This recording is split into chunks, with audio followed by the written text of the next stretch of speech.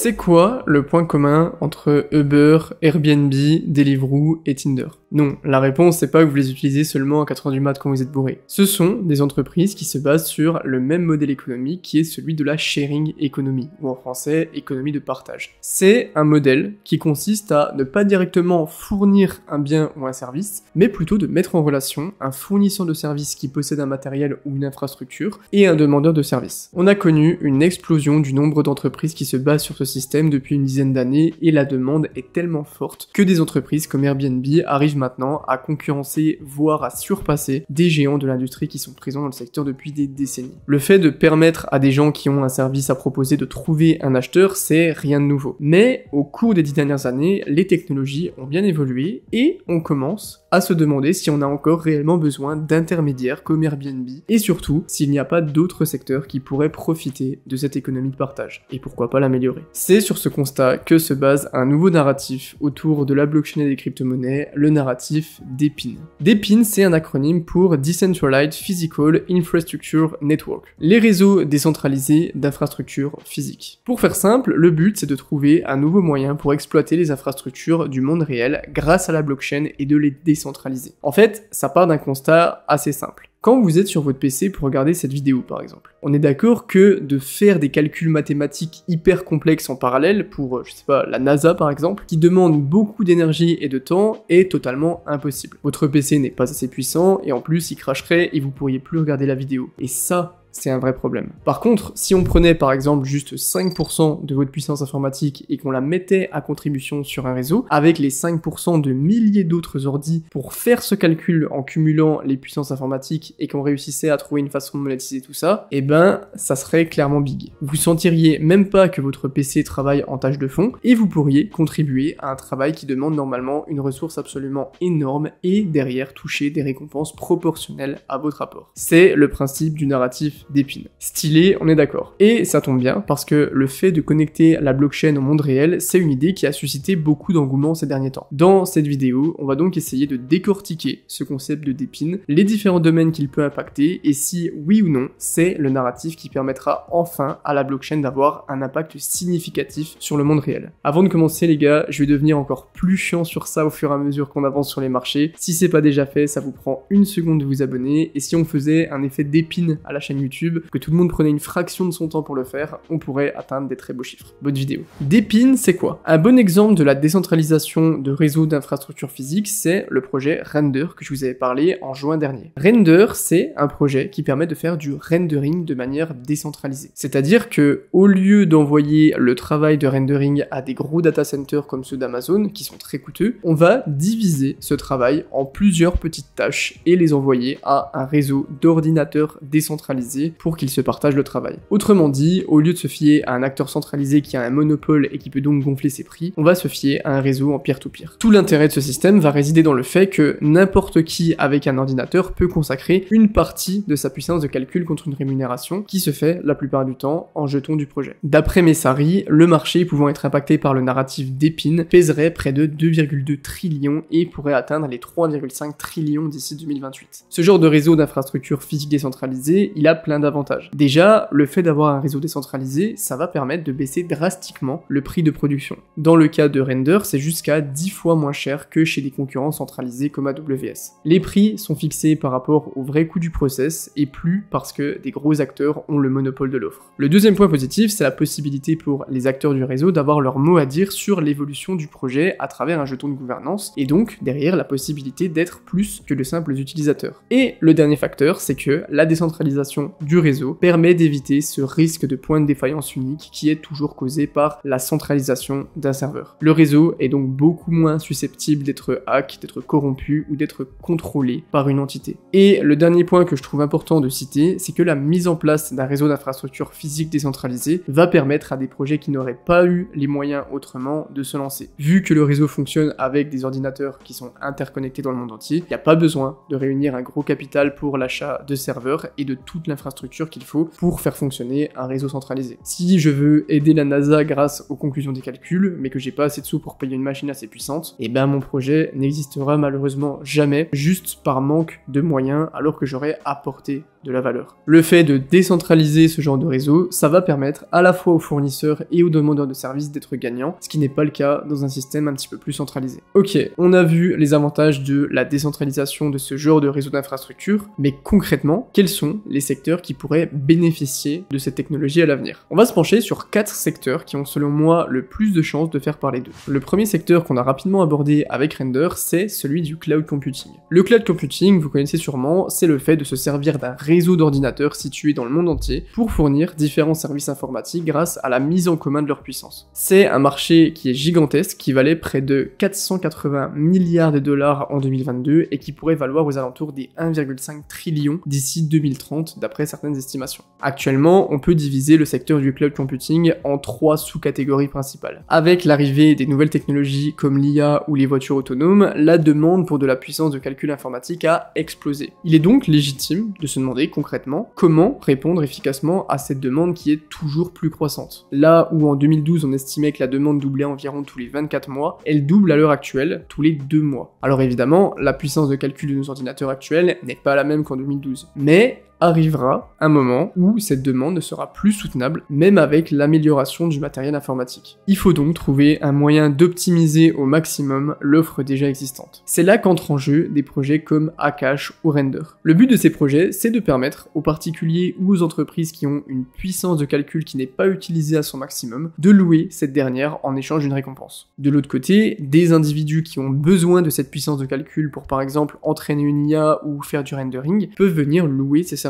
Ça permettrait d'optimiser l'utilisation de parcs informatiques existants, tout en permettant aux fournisseurs et aux demandeurs de puissance de calcul de profiter des avantages de la blockchain. Et la blockchain, derrière, elle permet de créer une économie décentralisée de partage des ressources existantes. Ok, cool, c'est bien beau d'optimiser la puissance de calcul informatique, mais encore faut-il qu'on soit par la suite capable de stocker toutes ces données. C'est ce qui nous amène à notre deuxième sous-catégorie, les storage networks. Si vous suivez la chaîne depuis un moment, vous avez sûrement déjà entendu parler de la notion de storage network, ou réseau de stockage, avec par exemple ma vidéo sur Arweave. Les storage networks regroupent tous les projets qui ont pour objectif de permettre le stockage de données de manière décentralisée. Si vous allez dans vos paramètres et que vous regardez l'utilisation de votre disque dur, je vous parie un Luna que la plupart d'entre vous avaient encore de l'espace de stockage disponible. Ouais, je prends quelques risques. Les réseaux de stockage décentralisés vous permettent justement de prêter cet espace de stockage inutilisé de manière sécurisée à quelqu'un qui en a besoin en échange d'une rémunération. Les projets les plus avancés dans ce domaine sont Arweave, évidemment, qui permet de stocker des données à faible coût pour le long terme, ou Filecoin, qui convient un petit peu plus pour un stockage plus court terme. Actuellement, cette branche du cloud computing compte parmi les plus abouties et les plus utilisées du narratif d'Epin, et plus la demande de puissance augmente, plus la demande de stockage sera haute. Dans le Web 2, ce qu'on appelle un Content Delivery Network, ou CDN, c'est un réseau mondial de serveurs positionnés stratégiquement pour stocker et pour livrer du contenu web de manière efficace à l'utilisateur final. Autrement dit, quand vous allez sur un site, le CDN, c'est ce qui va déterminer automatiquement le serveur le plus proche de votre emplacement géographique, dans l'optique de réduire au maximum le temps de latence entre le moment où vous cliquez sur un lien et le moment où la page se charge. Mais, comme vous pouvez l'imaginer, la centralisation des données, les risques de censure et les préoccupations liées à la sécurité restent des problèmes assez évidents. Il faudrait donc trouver un moyen de supprimer les points de défaillance uniques que représentent ces serveurs. Plutôt que de dépendre d'un seul point de contrôle, les CDN basés sur la blockchain sont distribués à travers un réseau mondial de nœuds, garantissant que le contenu reste accessible même face à la censure de n'importe quel type. C'est tout l'enjeu de projets comme Theta par exemple que vous connaissez sûrement. Theta Network repose sur un réseau de nœuds décentralisés qu'on appelle des edge nodes. Ces nœuds, ils sont exploités par des individus ou des entreprises partout dans le monde. Mais contrairement aux CDN traditionnels qui dépendent de centres de données centralisés, le projet Theta, il va distribuer la charge de traitement sur ces edge nodes, ce qui va permettre d'améliorer énormément l'efficacité de la diffusion du contenu. Les utilisateurs qui participent en tant que nœuds partagent leur bande passante et leurs ressources informatiques pour aider à diffuser le contenu à d'autres utilisateurs. Et en échange de cette contribution, les edge nodes sont récompensés en jetons T-Fuel. Ça crée une sorte de modèle incitatif où les utilisateurs seront encouragés à partager leurs ressources pour améliorer la qualité et l'efficacité du réseau, et eux derrière ils touchent des récompenses. Chez Theta, ils utilisent une autre technologie qu'on appelle Theta Edge Caching, qui permet aux nœuds Edge de stocker en cache du contenu vidéo de manière locale. Ça va permettre de réduire le temps de latence et améliorer la qualité de diffusion en fournissant aux utilisateurs un accès qui est plus rapide au contenu depuis des nœuds situés à proximité. On pourrait donc voir à l'avenir une sorte de prolifération de ce genre de serveurs, ce qui permettrait au Web 2 mais surtout au Web 3 d'augmenter son degré de décentralisation. S'il y a bien une chose qui est indispensable au bon fonctionnement de n'importe quelle entité, c'est le fait d'avoir accès à des données fiables. Qu'on aime ou qu'on n'aime pas Tesla, on ne peut pas leur enlever le fait qu'ils sont passés maîtres dans l'art de collecter des données par le biais de leur voiture. Chaque Tesla sur la route peut prélever une infinité d'informations qui va de la vitesse du véhicule à la distance parcourue, à l'état de la route, etc.,